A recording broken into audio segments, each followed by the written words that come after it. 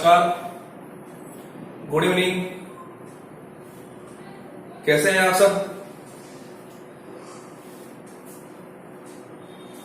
कल या पिछले वीडियो में जो हमारा टेस्ट का वीडियो आया था वर्ण का, उसमें कुछ महत्वपूर्ण प्रश्नों की चर्चा मैंने उस टॉपिक में की थी। हर एक टॉपिक के अंदर मैंने लगभग 15 प्रश्न की चर्चा की है, व्याख्या करने का भी पूर्ण रूप में प्रयास किया है। आप लोग उन प्रश्नों को ध्यान से पढ़ें और उनके बारे में आप या तो नोटबुक में नोट कर लें या स्क्रीनशॉट ले लें, क्योंकि ये सारे प्रश्न इंपॉर्टेंट प्रश्न हैं और आने वाली भर्तियों में इन प्रश्नों से प्रश्न आने की संभावना है।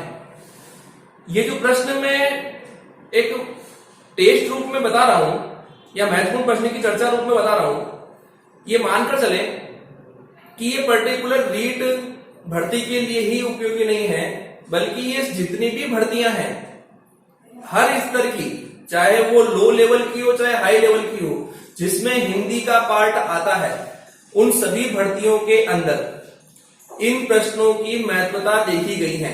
तो आप लोग इन प्रश्नों को, सभी वर्ग के विद्यार्थी जितने भी हैं, वो सभी इन प्रश्नों को पढ़ें, समझें और इनके बारे में आगे आप शेयर करें, उनको सब्सक्राइब करने के लिए कहें। ओके, चलो आज भी हमारे वर्ण के ही मैंने महत्वपूर्ण प्रश्न, क्योंकि कल 15 ही लिए थे, एक साथ ज्यादा प्रश्न हम नहीं ले सकते हैं यहाँ पर, क्योंकि आधे घंटे का वीडियो के अंदर हम 15 प्रश्न ले पाते हैं।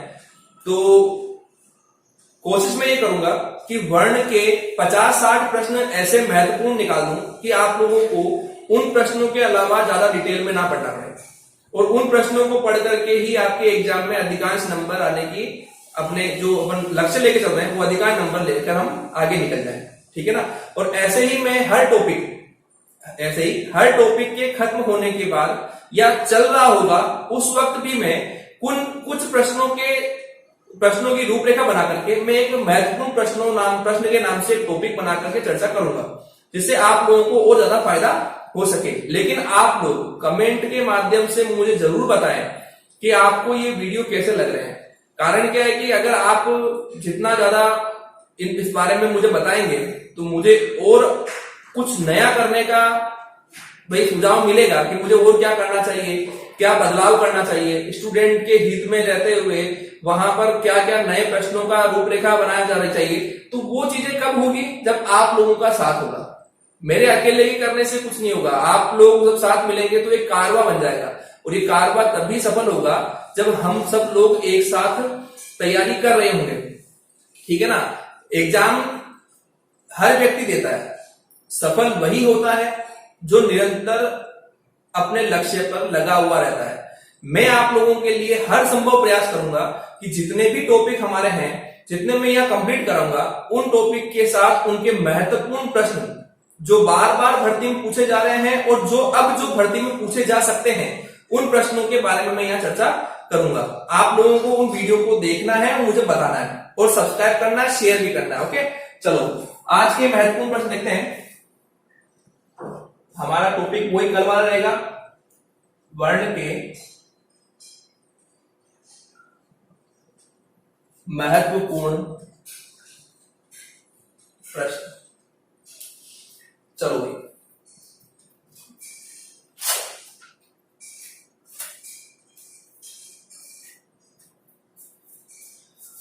नंबर 1 प्रश्न, हिंदी भाषा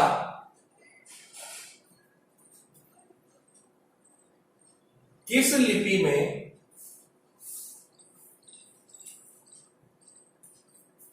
लिखी जाती है?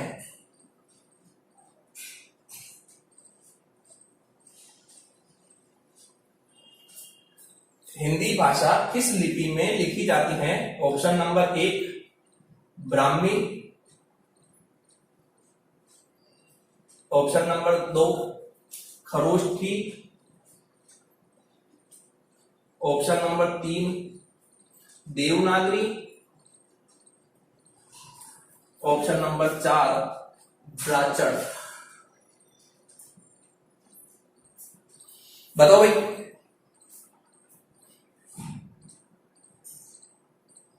इसमें हमारा सही उत्तर होगा देवनागरी लिपि। ठीक है, हिंदी जो हमारी मात्राएं हो गई, लिखने का क्रम हो गया, वर्णों का क्रम हो गया, वो सब किस रूप में है? देवनागरी रूप में है।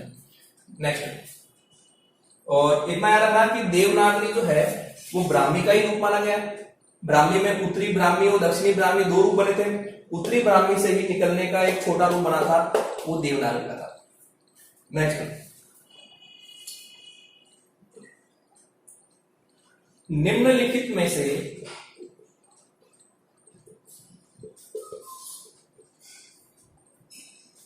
कौन सा वर्ण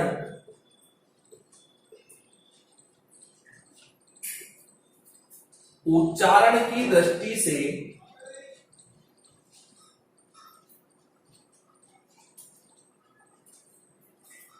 दंत्य नहीं है?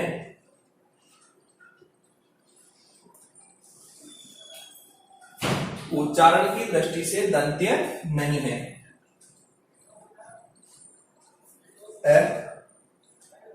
ऑप्शन है त, ब ऑप्शन है न, स ऑप्शन है द, और द ऑप्शन है ट। विकल्प यानी रूप है। बताओ इसमें हमारा सही उत्तर होगा ट। आप लोगों को याद हो तो उच्चारण की दृष्टि से दंत में आने वाला वर्ग कौन सा है? त वर्ग। और त वर्ग के ही ये तीन वर्ण है ना। तो यहां पर ये तीनों तो हो गए दंत के, और ये हो गया मूर्धा का। हमें क्या पूछा गया? दंत नहीं है, नहीं है। ओके, नंबर 3 प्रश्न,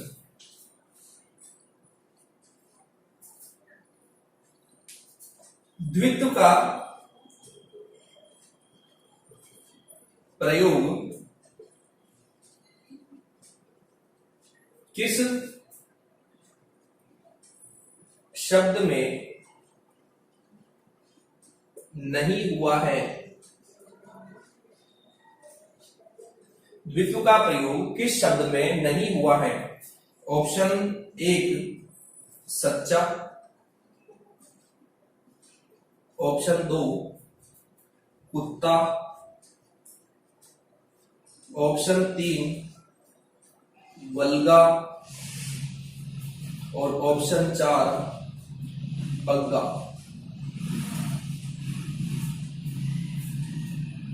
द्वित्व का प्रयोग किस शब्द में नहीं हुआ है? सच्चा, कुत्ता, बलगा, बग्गा। इस प्रश्न का ध्यान रखना, द्वित्व का प्रयोग नहीं हुआ है, नहीं, इसमें नहीं। मैंने वर्ण में आप लोगों को संयुक्त व्यंजनों का विश्लेषण नाम से एक टॉपिक पढ़ाया है, जिसमें मैंने संयुक्ताक्षर, संयुक्त व्यंजन, द्वित्व व्यंजन और वर्णगुच्छ की चर्चा मैंने की है। तो यहां देखो, ये दोनों व्यंजन, ये दोनों व्यंजन और ये दोनों व्यंजन समान दिख रहे हैं, ये अलग हो रहा है। अब किसी को समझ में नहीं आता है ना, तो आप लोग वर्ण के उस टॉपिक पर यानी संयुक्ताक्षर का जो वर्गीकरण मैंने किया है वहां जाकर आप इसको पढ़ सकते हैं। ठीक है ना। नेक्स्ट प्रश्न नंबर 4, स्वर रहित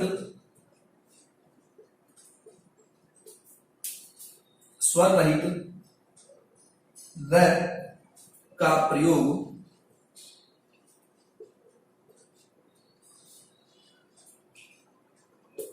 स्वर रहित र का प्रयोग हुआ है। स्वर रहित का मतलब क्या होता है? आधा र, है ना। स्वर युक्त का मतलब क्या होता है? पूरा र। तो मैं 4 शब्द लिख रहा हूं, उन 4 शब्द में एक शब्द ऐसा है जिसमें स्वर रहित यानी आधे र का प्रयोग हुआ है। ठीक है, जैसे ए ऑप्शन है ट्रक, ब त्राटक, स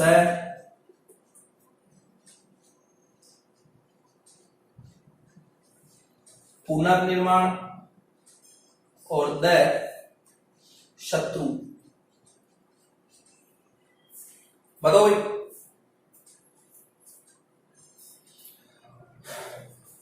देखो आपका इसमें सही उत्तर है ये पुनर्निर्माण।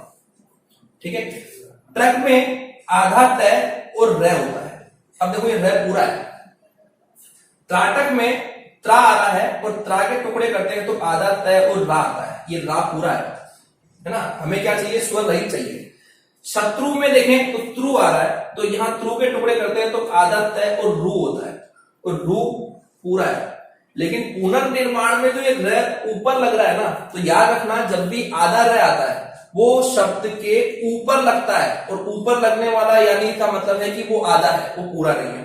ओके, इसकी छोड़ लो उसके बाद।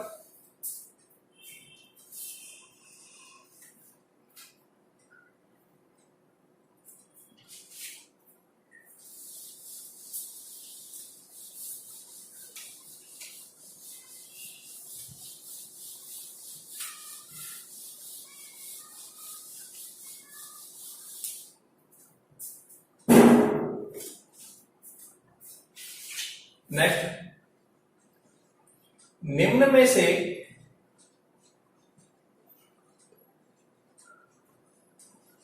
सगोश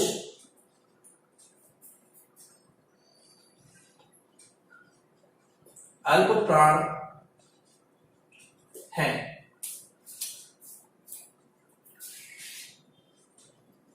ए ऑप्शन है क, ब ऑप्शन है द, स ऑप्शन है छ, और द ऑप्शन है घड़ी वाला ग। बताओ, यानी इन चार में से एक वर्ण ऐसा होना चाहिए जो सगोश भी हो और अल्पप्राण भी। अब आपको क्लियर कर दूं कि सगोश में आने वाले जो व्यंजन होते हैं वो 3, 4, 5 होते हैं, और अल्पप्राण में आने वाले जो होते हैं वो होते हैं 1, 3 और 5 होते हैं, यानी दोनों में 3 कॉमन आ रहा है ना, 3, 4, 5 और 1, 3, 5, तो दोनों में कॉमन क्या आ रहा है, 3 और 5। यहां 5 वाला तो एक भी वर्ण नहीं है, पंचम वर्ण तो एक भी नहीं है, तो यहां पर आपको तीसरा वर्ण ढूंढना है, तो इसमें सही उत्तर है ये, क्या है, द, तय थ द, तीसरा सगोश में भी आता है, अल्पप्राण में भी आता है। ओके, नेक्स्ट प्रश्न, यदि नीचे का होठ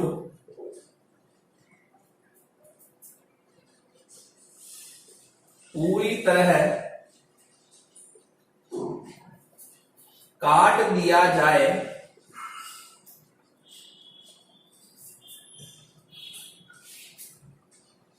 तो किस ध्वनि के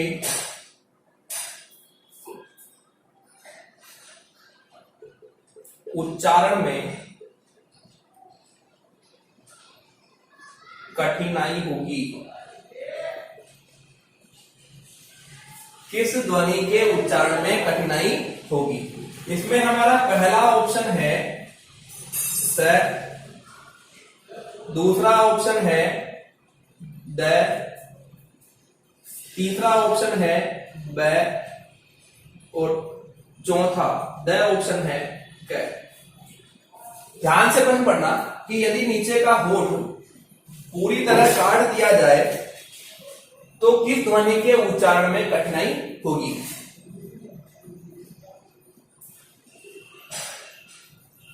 अब एक काम कर सकते हैं, आप एक काम करो, अपने नीचे के होठ को पकड़ लो, है ना, इस रूप में।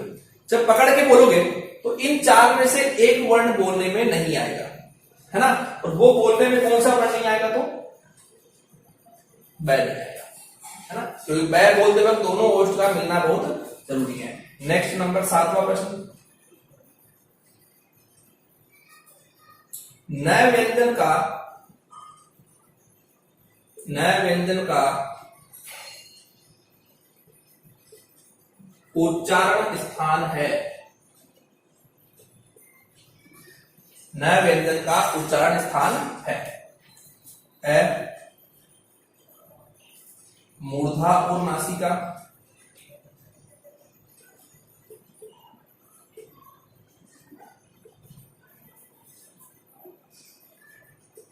स,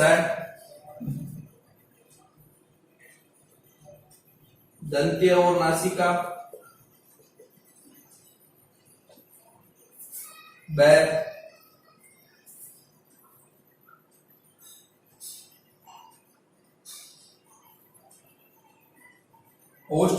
नासिका,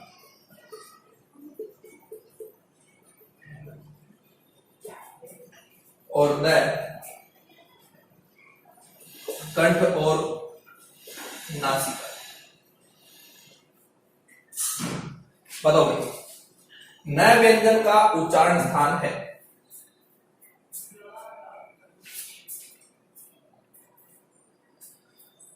देखो, नए व्यंजन जो है ये कौन से वर्ग में आता है पहले बताओ। तय वर्ग में आता है। तय वर्ग कहां आता है? दंत में आता है। देखो, सब में नासिका नासिका कॉमन आ रहा है, इसका मतलब नासिका तो उत्तर ही। अब हमने को दंत कंठ मूर्धा ओष्ठ में से एक निकालना है, तो दंत में आता है ना, तो हमारा इसका मतलब है कि हमारा विकल्प ये सही होगा, दंत और नासिका। ओके, स्क्रीनशॉट लो इसका एक बार।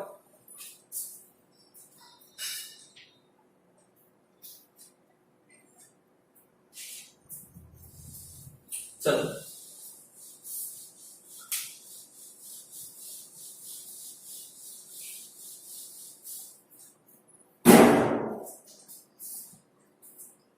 आठवां प्रश्न, किस क्रम में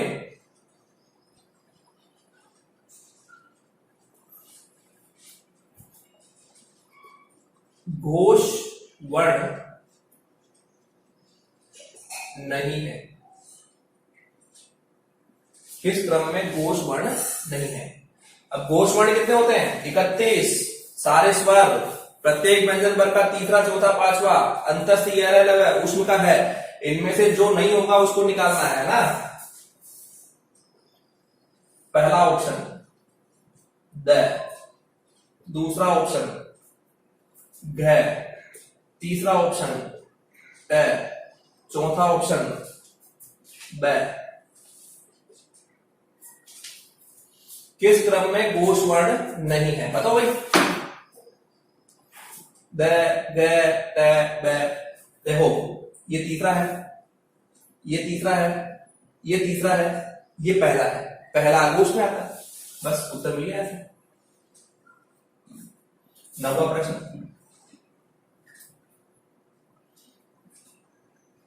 क्षय ध्वनि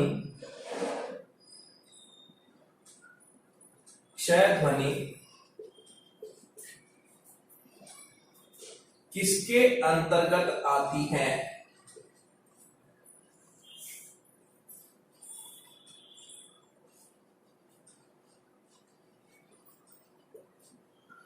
क्षय ध्वनि किसके अंतर्गत आती है?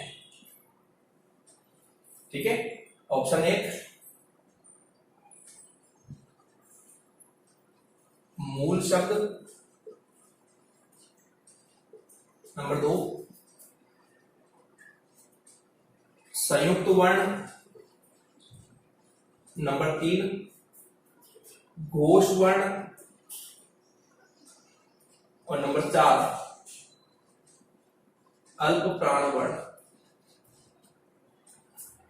बताओ, क्षय ध्वनि किसके अंतर्गत आती है? देखो,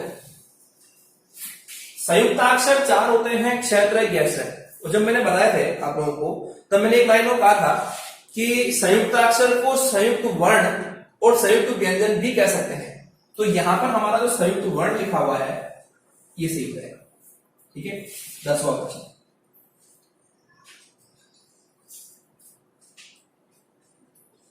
जिन स्वरों के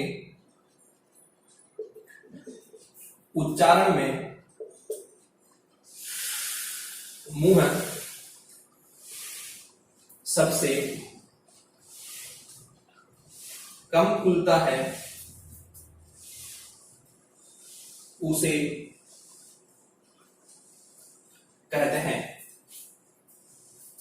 ऑप्शन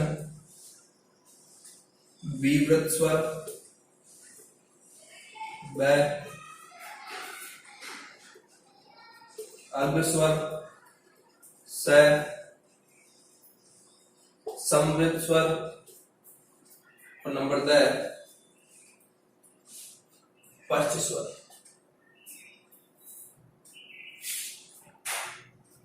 बताओ भाई, जिन स्वरों के उच्चारण में मुंह सबसे कम खुलता है, आप लोगों को याद हो तो मुख वीवर के आधार पर मैंने या तालु के आधार पर मैंने 4 भेद किए थे, और वहां मैंने कहा था आप लोगों को कि इसमें 25, 50, 75 और 100 4 रूप में भेद कर सकते हैं। तो सबसे कम मुंह खुलता है 25% में, यानी यहां समृद्ध में। ठीक है, चलो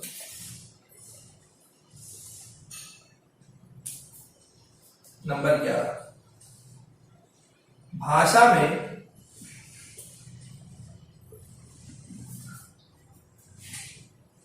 स्वतंत्र रूप से उच्चारित ध्वनियों को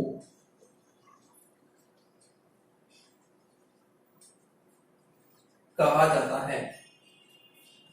भाषा में स्वतंत्र रूप से उच्चारित ध्वनियों को कहा जाता है अ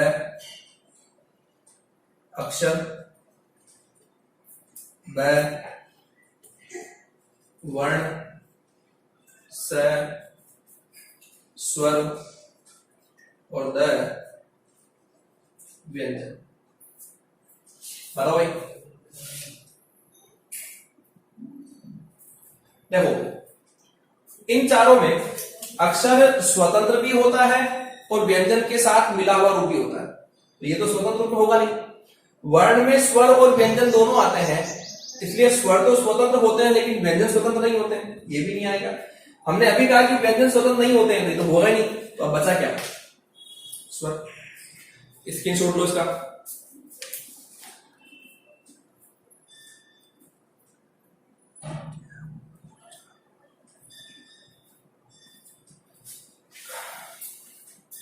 चलो भाई,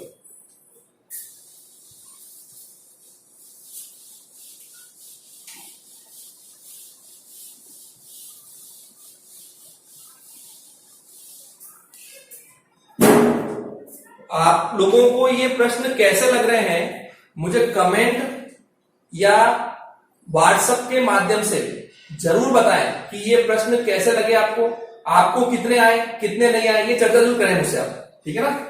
नेक्स्ट है 12वां प्रश्न, निम्न में अर्ध स्वर हैं,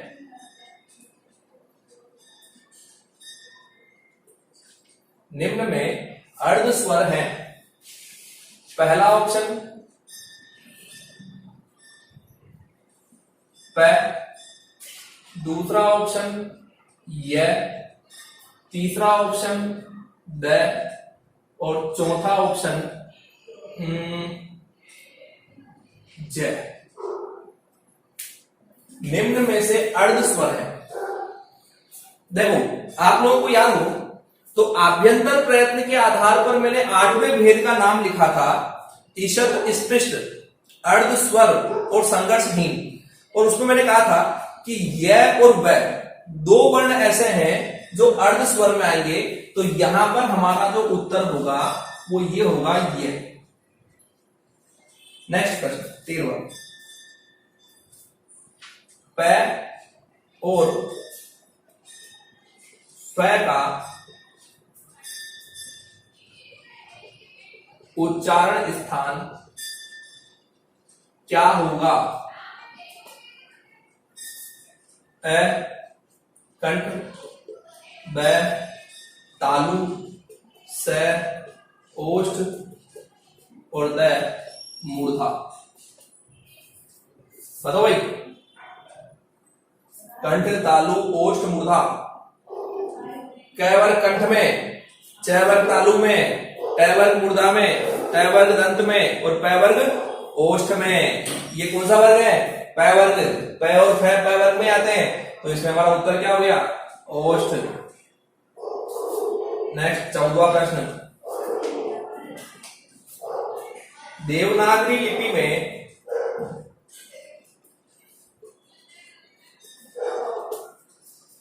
कितने स्वर होते हैं? देवनागरी लिपि में कितने स्वर होते हैं? तो अ ऑप्शन है 10, ब है 11, स है 13 और द है 14। बताओ भाई, देवनागरी लिपि में स्वर कितने होते हैं? 11। ए आ ई उ री ए ऐ ओ औ, ये 11 स्वर किसमें आते हैं? देवनागरी लिपि में। क्लियर। एंड लास्ट प्रश्न 15वां,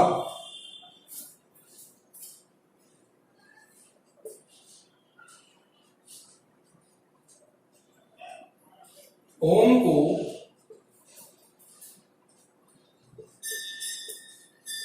किस तरह का स्वर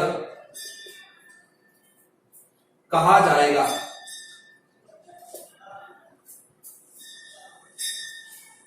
ए ऑप्शन लघु स्वर, ब ऑप्शन प्लुत स्वर, स ऑप्शन दीर्घ और द घोष। ओम को किस तरह का स्वर कहा जाएगा? बताओ भाई।